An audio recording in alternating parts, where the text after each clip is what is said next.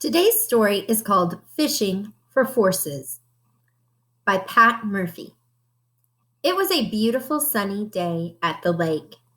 Emma was going fishing with her dad and her best friend, Chloe. They were walking from the car to the dock when Emma's dad asked a question. "What did you girls learn in school yesterday?" he asked. Emma sighed. Her dad asked a lot of questions. Fortunately, Chloe liked to answer questions. "In science class, we learned about forces," Chloe said. "That's a fancy word for pushes and pulls." Hey, that's just like us. As we read this, I want you to listen for examples of pushes and pulls. I'm going to ask you about them when we're done. "We played a game of tug of war," Emma added. "We all pulled on the rope." "The teacher said that there were lots of forces pulling and pushing in the world around us, but I couldn't see them." They had reached the end of the dock where their rowboat was tied up. Her dad said. "I wonder if we could find some of those forces today." "How about you yank on that rope to pull the boat to the dock?" "Yank and pull," Emma made a face. "Very cute, Dad." Emma's dad held the rowboat against the dock while the girls climbed in. Then he stepped down into the boat, making it rock beneath them. "There are lots of forces that you can't see," he said as he untied the boat. "But if you think about it, you can see what those forces do." "What do you mean?" Chloe asked. She was pretty good at asking questions, too. "Anything that's moving gets started with a push or pull," he said.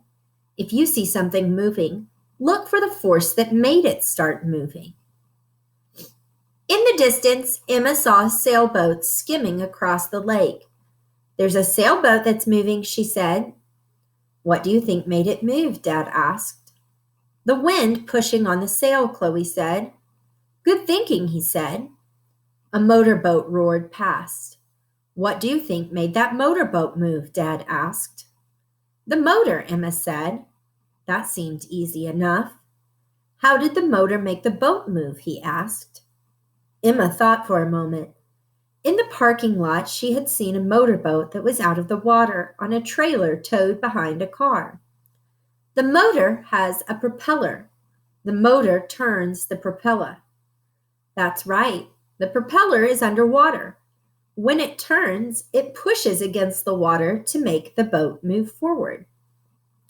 A propeller kind of looks like a fan. In fact, I'll show you real quick. Let's look. It looks like this. And when it turns, it pushes against the water. Dad was rowing. Emma watched his arms as he pulled back on the oars. She felt the boat speed up each time he pulled. "Your arms pull on the oars to make them move," she said. Chloe looked over the edge of the boat into the water. "The oars push on the water, and that makes the boat move," Emma said. "You two are getting good at this," Dad said.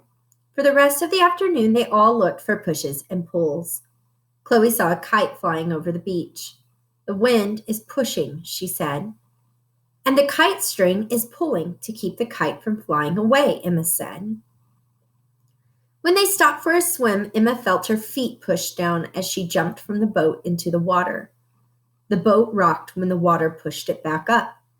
Her hands pushed against the water as she swam. She pulled herself out of the water into the boat and watched the clouds drift by, pushed by the wind. They never did catch any fish, but by the end of the afternoon, Emma had decided that she didn't mind answering questions after all. She closed her eyes in the sunshine. The boat rocked beneath her. "It's moving because the waves are pushing against it," she thought. Just one more push in a world filled with pushes and pulls.